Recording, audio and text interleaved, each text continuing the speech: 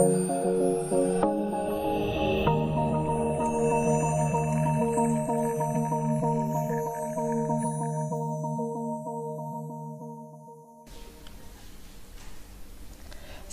warahmatullahi wabarakatuh.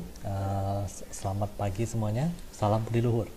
Ketemu lagi dengan saya, Irfan Budi Perkasa, di video perkuliahan mata kuliah teori bahasa dan otomata pertemuan ke-11 yang akan membahas tentang konteks free grammar ya. Kalau kita kan selama ini sudah belajar tentang regular grammar ya. Nah, sekarang kita mulai masuk ke hierarki yang lebih tinggi, yaitu tentang konteks free grammar ya. Jadi apa perbedaan dari CFG dan RG? CFG itu maksudnya konteks free grammar, RG itu adalah regular grammar ya. Kalau pada RG itu akan terdapat pembatasan pada hasil produksinya, yaitu ruas kanannya ya. Maka pada CFG itu tidak ada batasnya, jadi lebih bebas dibandingkan dengan RG ya. Nah, batasan pada CFG itu dia hanya pada ruas kirinya saja ya, yaitu harus berupa sebuah simbol non terminal ya. Jadi tidak boleh lebih dari satu simbol non terminal ataupun campuran dari simbol non terminal dan simbol terminal ya. Sedangkan kemudian pada RG ya, bagian yang belum diturunkan itu akan selalu terjadi pada suatu ujung. Sedangkan pada CFG itu bisa saja terdapat lebih banyak bagian yang belum diturunkan, karena bisa jadi simbol non terminalnya ada di tengah-tengah ya. Tidak mesti di kiri, tidak mesti di kanan ya. Bisa jadi di tengah-tengah ya. Nah, ketika penurunan tersebut telah lengkap, maka semua bagian yang belum ditentukan tersebut akan diganti oleh string dari himpunan simbol terminalnya, yaitu alfabetnya ya. Nah, sebuah CFG itu bisa disederhanakan ya menggunakan beberapa teknik ya. Tujuan dari penyederhanaan ini adalah untuk melakukan pembatasan ya, yaitu dia tidak akan menghasilkan pohon penurunan yang memiliki kerumitan. Jadi pohon penurunannya seperti minggu kemarin ya, itu dia tidak akan kompleks ya dengan melakukan penyederhanaan ini ya. Kemudian tujuan yang kedua adalah tidak akan menghasilkan aturan produksi yang tidak berarti ya. Maksudnya adalah aturan produksi yang tidak bisa digunakan ya, jadi dia bisa dibuang ya. Oleh karena itu cukup gunakan saja aturan produksi yang penting-penting saja ya. Nah, tekniknya ada 3. Yang pertama, penghilangan produksi useless ya, kemudian ada penghilangan produksi unit, dan penghilangan produksi epsilon atau kosong ya. Yang kita bahas dulu adalah penghilangan produksi useless ya. Produksi useless itu maksudnya adalah ada 2 definisi. Yang pertama, produksi yang memuat simbol non terminal yang tidak akan memiliki penurunan yang menghasilkan simbol terminal ya. Atau yang kedua juga bisa diartikan sebagai produksi yang tidak akan pernah tercapai dengan penurunan apapun, sehingga produksi tersebut akan berlebihan atau redundan ya. Nah, penghilangannya cukup dilakukan dengan menghapus produksi tersebut dari aturan produksi ya, seperti itu, penghilangan produksi useless. Nah, contoh soalnya seperti ini ya. Misalnya saya ada aturan produksi S menghasilkan A kecil S kemudian A, atau A besar BD, B-nya kecil lalu D kecil, atau B besar D kecil E kecil. Kemudian A besar menghasilkan ada, di mana A yang pertama itu besar, kemudian B menghasilkan triple B besar atau A kecil saja ya. Kemudian kita diminta hilangkan produksi useless-nya. Seperti apa? Nah, seperti ini ya. Kalau dari aturan produksi ini bisa kita lihat bahwa A besar itu dia tidak akan memiliki penurunan menghasilkan simbol terminal apapun ya. Maksudnya dia tidak akan berhenti ya. Makanya kita bisa menghapus ya. Sehingga A menghasilkan ADA dan S menghasilkan ABD itu bisa kita hapus ya, karena dia memuat A ya. Sehingga hasil penyederhanaannya adalah S menghasilkan ASA atau BDE, kemudian B menghasilkan BBB atau A kecil ya, bukan A besar. Seperti itu. Kemudian contoh soal yang kedua, misalnya saya punya aturan produksi lagi, S menghasilkan A besar A kecil atau B besar, kemudian A menghasilkan A kecil B kecil atau D besar, kemudian B menghasilkan B kecil atau E besar ya, kemudian C menghasilkan BB kecil, kemudian E itu menghasilkan A kecil, E besar, A kecil ya, seperti itu. Caranya bagaimana? Di sini kita bisa lihat bahwa A menghasilkan D ya, D itu dia tidak memiliki penurunan apapun ya, maka bisa kita hapus. Kemudian B itu juga B menghasilkan E juga tidak akan menghasilkan simbol terminal ya, karena E menghasilkan A nya itu dia tidak akan pernah berhenti, makanya bisa kita hapus. Kemudian C masukkan B kecil, itu tidak pernah kita turunkan C ya. Makanya C masukkan BB itu kita bisa hapus ya dengan aman, karena dia C itu dia ibaratnya anak dari mana, ibaratnya kan siapa yang melahirkan C itu ya.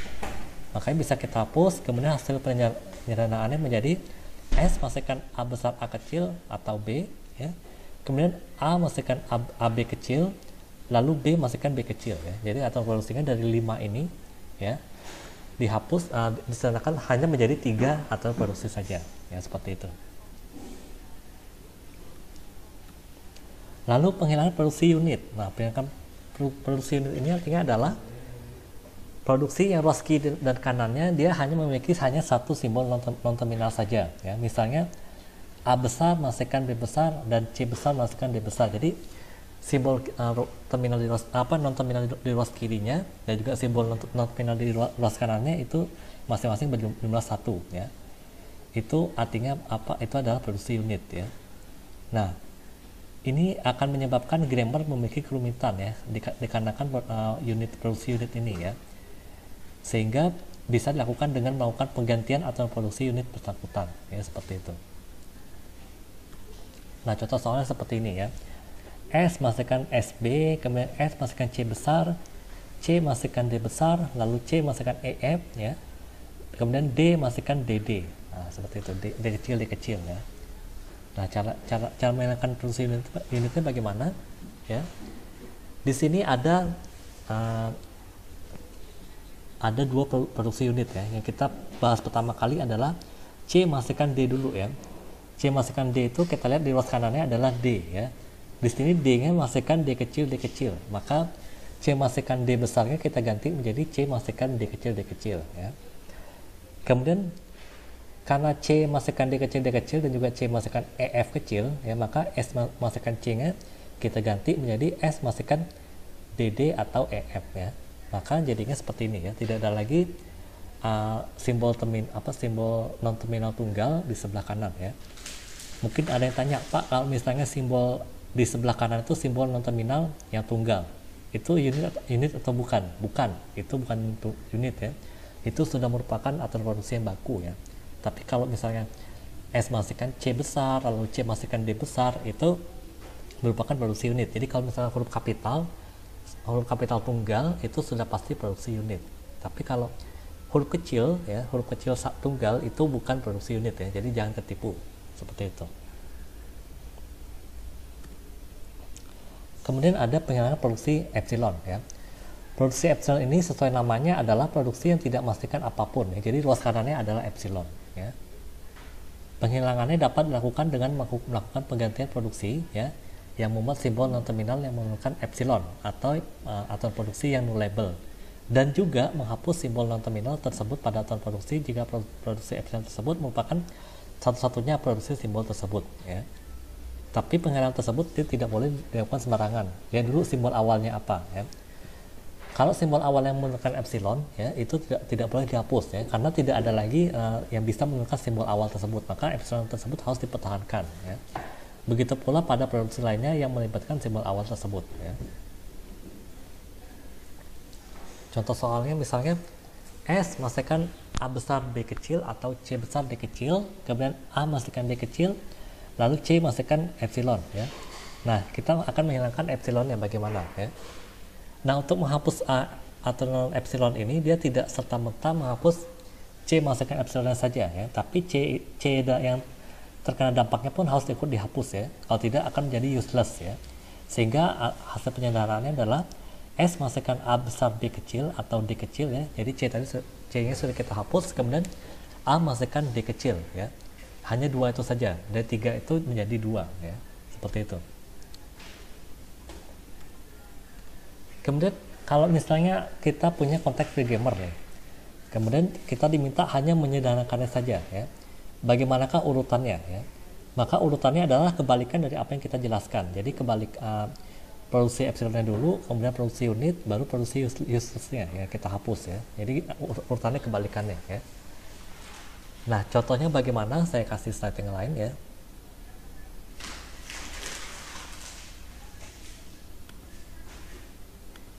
Nah, misalnya seperti ini ya, ini contohnya. Misalnya saya punya aturan produksi S menghasilkan A besar atau C atau BD kecil. Kemudian A menghasilkan B besar B kecil atau epsilon. Kemudian B menghasilkan AB besar atau D kecil. Kemudian C menghasilkan DE kecil. Ya. Hanya diminta sederhanakan saja. Kita tidak tahu metodenya apa. Maka ini diasumsikan kita harus menggunakan 3 metode tadi ya, secara berurutan. Ingat urutannya adalah epsilon, lalu unit, baru kemudian useless ya, seperti itu urutannya. Jadi untuk produksi epsilon yang bisa kita hilangkan adalah A menghasilkan epsilon ya. Kemudian yang bisa kita ganti adalah S menghasilkan AA besar ya. Nah, S menghasilkan AA besar ini bisa kita ganti menjadi S menghasilkan A besar saja atau AA itu tadi, AA besar itu tadi. Kenapa? Itu tadi ya. Kenapa kok jadinya 2? Ada 2 di ruas kanannya. Karena apa? A itu memiliki aturan produksi lain, yaitu A menghasilkan B besar B kecil ya. Walaupun epsilon sudah kita hapus, tapi tidak serta-merta kita menghapus kedua A-nya, ya, tidak ya. Kemudian B menghasilkan AB juga bisa kita ganti menjadi B menghasilkan B besar atau AB ya, AB besar ya. Sehingga hasil penjelasan sementaranya adalah S menghasilkan A besar atau AA besar atau C besar atau BD kecil ya. Kemudian A menghasilkan B besar B kecil.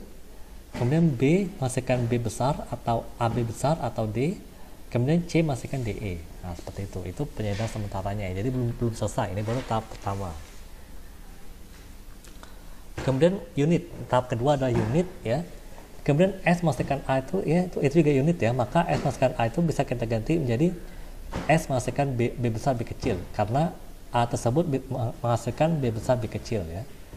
Kemudian S menghasilkan C-nya kita ganti menjadi S menghasilkan DE kecil, karena C besar itu akan menurunkan DE kecil ya. Kemudian B menghasilkan B besarnya itu akan kita hapus ya, karena B itu menurunkan dirinya sendiri ya, maka kita hapus saja. Sehingga hasil penjelasan sementaranya adalah S menghasilkan B besar B kecil atau AA besar atau DE kecil atau BD kecil. Kemudian A menghasilkan B besar B kecil ya. Kemudian B menghasilkan AB besar atau D, lalu C menghasilkan DE. Nah, seperti itu. Itu baru produksi unitnya. Untuk sementaranya seperti ini. Nah, tahap akhirnya adalah penghilangan produksi useless-nya. Ya. Untuk produksi useless harus diperhatikan yang dihilangkan dan yang terkena dampak penghilangannya. Ya. Yang bisa dihilangkan hanyalah C menghasilkan DE kecil ya. Karena di aturan produksi yang hasil penyandaran tadi ya, C-nya sudah kita ganti ya menjadi DE. Sehingga C-nya otomatis nggak ada lagi ya. Maka C menghasilkan DE-nya kita hapus ya. Nah, produksi yang kena dampaknya tidak ada ya. Kenapa tidak ada? Karena dia sudah tidak ada lagi simbol C-nya ya. Maka hasil penyandaran akhirnya adalah S menghasilkan B besar B kecil atau AA besar atau DE kecil atau BD kecil. Kemudian A menghasilkan B besar B kecil, lalu B menghasilkan AB atau D kecil ya, AB besar atau D kecil ya. Nah, inilah hasil penyandaran akhirnya. Jadi inilah yang siap kita gunakan di pohon penurunan seperti itu ya. Oke, jadi untuk pertemuan kali ini cukup sekian ya. Maaf kalau misalnya saya terlalu cepat ya. Kalau misalnya ada yang kurang jelas silahkan tinggal. Saya Ari, assalamualaikum warahmatullahi wabarakatuh. Salam budi luhur.